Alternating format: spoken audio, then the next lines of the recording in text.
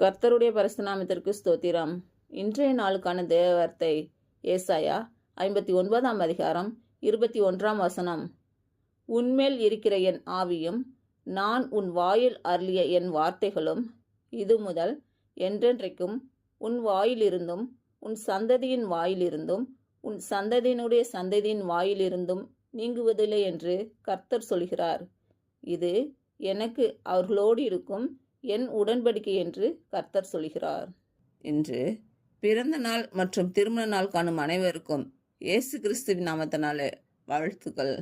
கர்த்தர் உங்கள் பலவீனங்களை மாற்றி உங்களுக்கு பலத்தை கட்டளையிடுவாராக.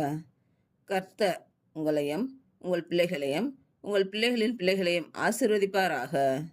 கர்த்தர் உங்களோடு இருந்து உங்கள் பணிகளையும் பயணங்களையும் ஆசீர்வதிப்பாராக. ஆமேன்.